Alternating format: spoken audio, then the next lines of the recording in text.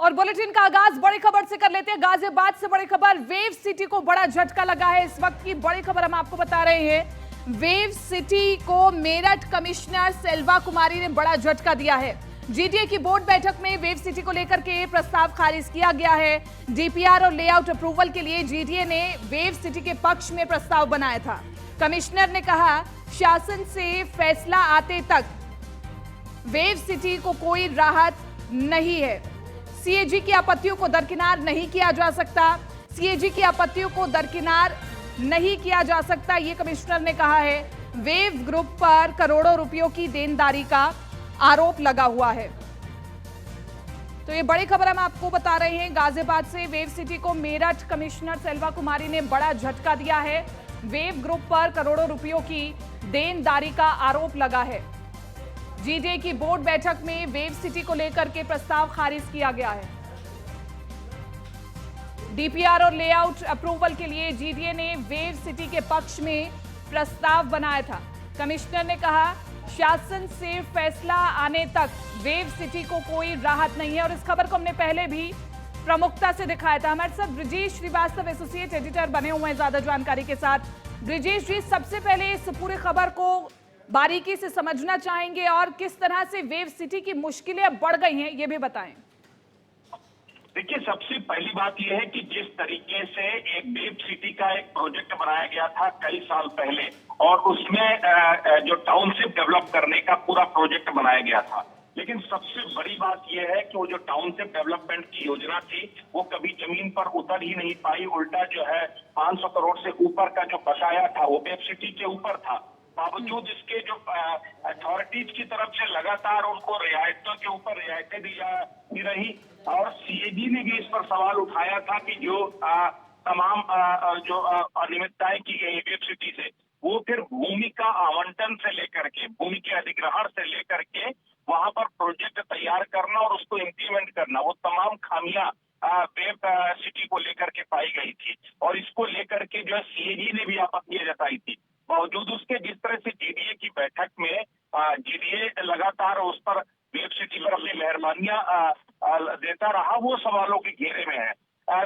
Commissioner जो मेरठ की तत्कालीन अभी वर्तमान कमिश्नर है सेल्वा कुमारी थे, उन्होंने अब वेब सिटी को एक बड़ा झटका दिया। और केवल वेब सिटी को ही नहीं बल्कि जीडीए को भी बड़ा झटका दिया है, क्योंकि जीडीए ने एक बार फिर वेब सिटी के हिसाब से जो है एक पूरा एक्शन प्लान तैयार किया था, डीपीआर और लेआउट तैयार किया था, उसके अप्रूवल के लिए जीडीए की बैठक में रखा था, बोर्ड बैठक में। लेकिन कमिश्नर ने उसे ये कहकर कैंसिल कर दिया कि ये अभी शासन में इसको लेकर के जो है अभी प्रस्तावित है। शासन से भी वेब सिटी को लेकर कोई फैसला नहीं आया है, क्योंकि जब योगी सरकार आई तो योगी सरकार के आने के बाद जो है वेब सिटी को दी जाने वाली तमाम रियायतों पर रोक लगा दी गई। वेब सिटी पर तमाम तरीके से सरकार ने शिकंजा कसा, और अभी भी ये मामला प्रस्तावित है कि वेब सिटी का जो पूरा प्रोजेक्ट है इसको कैंसिल किया जाए या फिर इसको एक्सटेंड किया जाए। तो सब इसको लेकर के अभी शासन में विचाराधीन है। तो इसके बाद जो जीडीए की बोर्ड बैठक में जो प्रस्ताव आया था वेब सिटी को राहत देने का, उसको फिलहाल खारिज कर दिया है प्रस्ताव को। कमिश्नर ने साफ तौर पर कहा कि जब तक शासन से कोई निर्णय नहीं होता तब तक वेब सिटी को कोई भी राहत नहीं दी जाएगी, क्योंकि सीएजी ने इस पर आपत्तियां उठाई थी कि कैसे नियम कानूनों को दरकिनार करके न सिर्फ जमीनों के अधिग्रहण से लेकर के उसकी लेआउट डिजाइनिंग को लेकर के, उसके पोजीशन को लेकर के जो है उसके नक्शे को लेकर के तमाम तरह की रियायतें प्राधिकरण द्वारा दी गई। तो ये आपत्तियां सीएजी ने उठाई थी, और उन्हीं आपत्तियों के हिसाब से सेल्वा कुमारी जी ने इसको जो है इस प्रस्ताव को फिलहाल खारिज कर दिया है। अब केंद्र शासन के पाले में है, शासन ये तय करेगा कि आखिर जो है इस पर जो है क्या कुछ फैसला होता है, या फिर शासन ये तय करेगा कि आखिर उसमें जो है क्या जो है शासन तय करेगा। अगर शासन तय करता है कि वेब सिटी को नए लेआउट के हिसाब से रियायतें दी जानी चाहिए तो उसको रियायतें दी जाएंगी, अन्यथा जो है उसे कोई रियायत नहीं दी जाएगी। वेव सिटी को अभी थोड़ा और इंतजार करना होगा, या फिर अभी भी कोई विकल्प है उनके पास कि वो कोई विकल्प अपना करके जो मुसीबत उनके ऊपर आई है वो उससे पार पा? देखिए, सबसे बड़ी बात है ये मुसीबत केवल वेब सिटी की नहीं बल्कि ये मुसीबत प्राधिकरण इस तरीके से बेतरतीब तरीके से पहले ये जो टाउनशिप डेवलप की गई थी, वेब सिटी की जो पूरी टाउनशिप थी यही गलत तरीके से टाउनशिप डेवलप की गई थी। जो है सालों से ये पूरा वेब सिटी का प्रोजेक्ट चल रहा है, लेकिन आज तक जमीन पर नहीं उतर पाया। आज तक 100% कंप्लायंस नहीं हो पाया।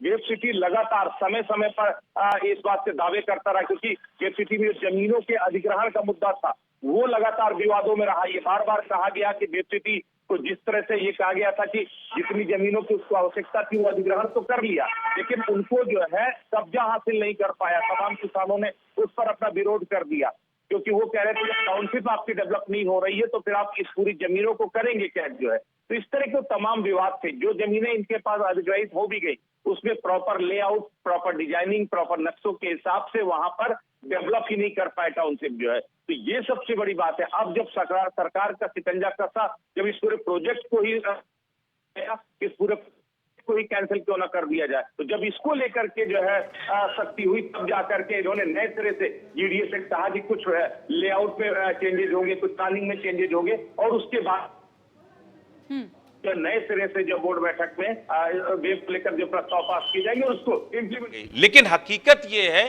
कि इसको लेके अब कमिश्नर ने सीधे तौर पर इसको खारिज कर दिया। सीधे तौर पर ये कह दिया कि नहीं, शासन और सीएजी दोनों हमारे लिए महत्वपूर्ण है, और जब तक सीएजी की आपत्तियां खारिज नहीं होती, आपत्तियां निर्मूल नहीं साबित होती, आपत्तियां जो लगाई गई हैं उसको जब तक जो है क्लियर नहीं करता भी, तब तक उसको कोई राहत नहीं दी जाएगी। तो बड़ा झटका है जीडीए के लिए, बड़ा झटका है वेब सिटी के लिए। जी जी, इसके साथ साथ क्योंकि अब जीडीए भी सवालों के घेरे में है, तो क्या कोई एक्शन जीडीए के प्रति भी लिया जा सकता है, उन अधिकारियों के प्रति जिन्होंने छूट दी वेब सिटी को?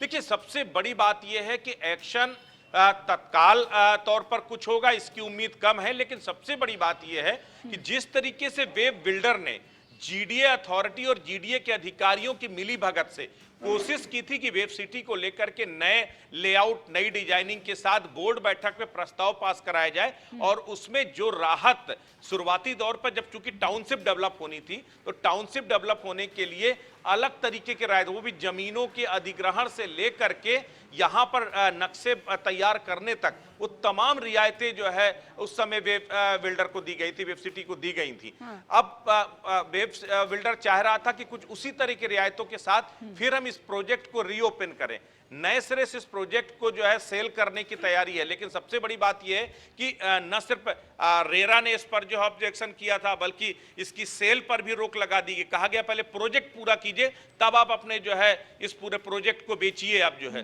तो इस तरह की तमाम आपत्तियां सीएजी ने लगाई थी। सीएजी ने कहा था कि मनमाने ढंग से निवेशकों का पैसा तो लगा दिया गया, लेकिन उस पैसे का रिटर्न नहीं दिया गया। निवेशकों को ना जाने कितने सैकड़ों की तादाद में निवेशक हैं जो अब तक वेब सिटी में अपने कब्जे के लिए, अपने घर के लिए जो है अभी भी चक्कर लगा रहे हैं, लेकिन उन्हें उनके कब्जे नहीं मिले। वो दसियों साल से वो अपने कब्जे के लिए भटक रहे हैं। तो सीएजी की वो तमाम आपत्तियां थी, और अब वेब सिटी चाहता था कि प्राधिकरण के साथ मिल करके उस पर किसी तरीके से जो है नए लेआउट के साथ अब एक बार फिर से वो सहूलियतें हासिल कर ले, और उन प्रोजेक्ट को बेच करके जो पैसा कमाए, जिससे बाकी प्रोजेक्ट पूरा करे। तो अब इसको लेकर के जो कमिश्नर ने झटका दिया है, अपने आप में ये बड़ा झटका वेब सिटी और जीडीए के लिए है। बिल्कुल, और इस तमाम प्रकरण के बाद जो तमाम निवेशकों का आप जिक्र कर रहे हैं, जिन्होंने करोड़ों रुपयों में यहाँ पर अपना घर लिया या फिर अपनी जगह ली है, तो क्या उनके लिए राहत की बात हो सकती है? देखिए, राहत मिलनी चाहिए। राहत की मांग लंबे समय से निवेशक कर रहे हैं। बहुत सारे लोग हैं जिन्होंने अपनी पूरी जिंदगी भर की कमाई इस वेब सिटी पर लगाया था, और उन्हें था कि उनका अपना सपनों का घर मिलेगा, लेकिन आज तक उन्हें वो मयसर नहीं हुआ। तो वो अपने आप में, वो जो तमाम निवेशक हैं, उनके लिए खुशी की बात है कि पहले वेब सिटी को मतलब सहूलियतें मिलती थी, नियम कानूनों को धता बता करके वो तमाम सहूलियतें बिल्डर्स को दी जाती थी। लेकिन अब बिल्डर पर शिकंजा कस रहा, उस पर दबाव बन रहा है कि पहले आप निवेशकों का हित देखिए, निवेशकों को जिनसे आपने पैसा लिया, जो आपने बुक किए थे फ्लैट्स जो है, पहले उनको जो है आप पोजीशन दीजिए, उनको नियमों के तहत जो कंप्लाइंस जमा करना है, नियमों के तहत जो आपके ऊपर पेनाल्टी है वो आपको भरना है, वो तमाम चीजों को पहले क्लियर कीजिए, तब आपके आगे प्रोजेक्ट को आगे बढ़ाया जाएगा। अन्यथा जो स्पेशल प्रिविलेज के तहत ये जो पूरी जो है हाई सोसाइटी डेवलप करने की बात की गई थी, हाईटेक सोसाइटी, उसका जो है खारिज करने के भी शासन की तरफ से अल्टीमेटम। ब्रिजेश जी, लेकिन इसी के साथ साथ खारिज करने की बात हो रही है, इसके आगे की प्रक्रिया क्या रह सकती है? क्योंकि वेव सिटी के अगर तमाम प्रोजेक्ट्स खारिज हो जाते हैं, फिर उसके बाद आगे क्या प्रक्रिया रहेगी?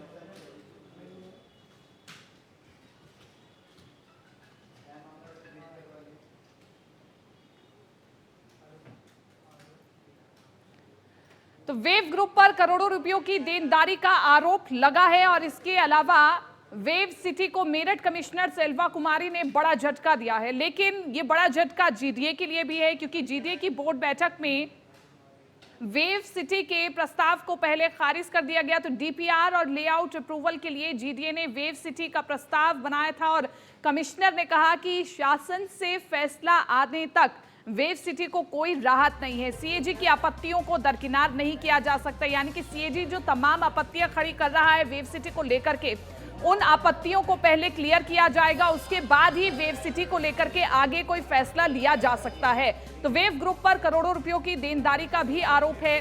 बहुत बड़े बड़े निवेशक यहाँ पर जो कि अपना फ्लैट लिए हुए हैं या फिर जिन्होंने अपनी जमीन यहाँ पर खरीदी है, उन्हें अभी तक पोजीशन नहीं मिला है और इसी को लेकर के तमाम जो निवेशक है वो भी परेशान चल रहे हैं। हमारे साथ ब्रिजेश जी लगातार बने हुए हैं ज्यादा जानकारी के साथ। ब्रिजेश जी, क्योंकि लगातार हम जिक्र कर रहे हैं कि वेव सिटी की जिस तरह से मुश्किलें लगातार बढ़ रही हैं, उनके जो तमाम प्रोजेक्ट्स है वो खारिज भी हो सकते हैं, उसके बाद आगे की क्या प्रक्रिया रहेगी? अब इस सारे प्रकरण के बाद आगे की क्या प्रक्रिया रहेगी? क्या वेव सिटी को अभी इंतजार करना होगा शासन के रिप्लाई आने तक?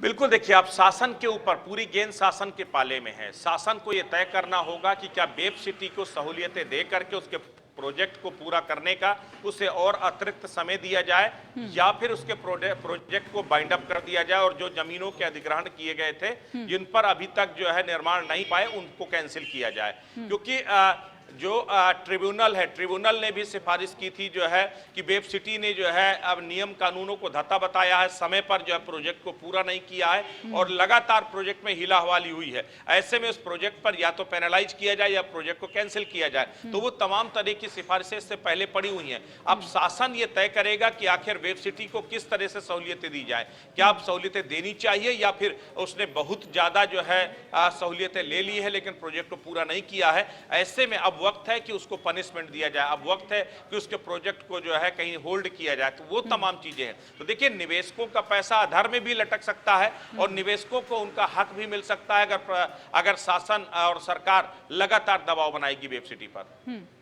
ठीक है, बहुत बहुत शुक्रिया तमाम इस जानकारी के लिए ब्रिजेश जी, और बातचीत के लिए भी शुक्रिया, क्योंकि वेव सिटी को लेकर के अब कहीं ना कहीं जो वेव सिटी की मुश्किलें हैं बढ़ती जा रही हैं, क्योंकि ये साफ तौर पर कह दिया गया है कि सीजीए की आपत्ति को दरकिनार नहीं किया जा सकता है। जो उनके प्रोजेक्ट्स हैं वेव सिटी के, उनको खारिज भी किया जा सकता है और ऐसी कंडीशन में जो तमाम निवेशक हैं उनके जो कब्जे के पैसे हैं वो उन्हें वापस मिल भी सकते हैं या फिर अधर में भी लटक सकते हैं। ये तमाम तरह की सिचुएशंस अभी बन रही हैं, लेकिन फिलहाल अभी शासन की ओर से क्या रिप्लाई आता है उसके लिए इंतजार करना होगा वेव सिटी को। और दूसरा सबसे बड़ा सवाल ये है कि जीडीए में जिस प्रकार से रियायतें दी गई वेव सिटी को, जीडीए को लेकर के भी कोई एक्शन आगे लिया जा सकता है या नहीं, ये भी सबसे बड़ा सवाल यहां पर बना हुआ है।